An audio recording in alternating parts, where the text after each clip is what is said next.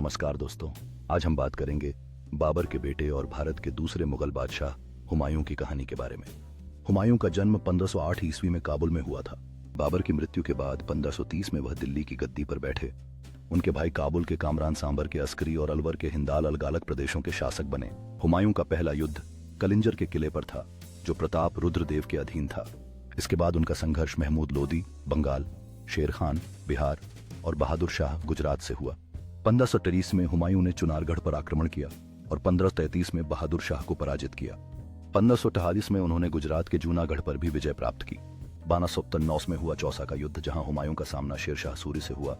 इस युद्ध में हुमायूं की हार हुई, लेकिन निजाम नामक नाविक ने उनकी जान बचाई।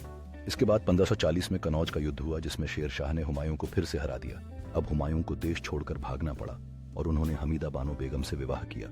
हुमायूं फिर राजस्थान के अमरकोट पहुंचे, जहां राजा वीर साल ने उन्हें शरण दी। यहीं 15 अक्टूबर 1542 को हुमायूं के बेटे अकबर का जन्म हुआ। हुमायूं कुछ समय तक ईरान में शरण लिए रहे, जहां उन्होंने शाह तहमास्प की मदद से काबुल और कंधार दोबारा जीत लिए।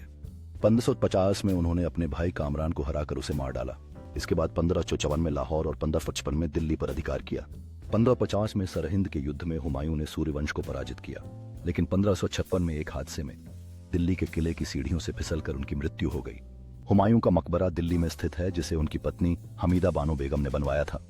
हुमायूं को विद्या और कला का प्रेमी माना जाता है। उन्होंने गुलबदन बेगम द्वारा लिखी गई प्रसिद्ध किताब हुमायूं नामा की नींव रखवाई।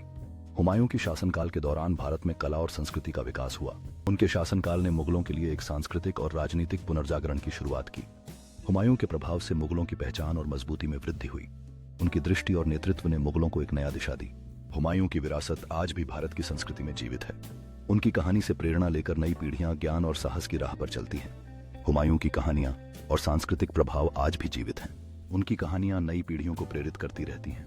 हुमायूं की विरासत एक सांस्कृतिक धरोहर बन गई है। हुमायूं की प्रेरणा से कला और संस्कृति को एक नया जीवन मिलता है।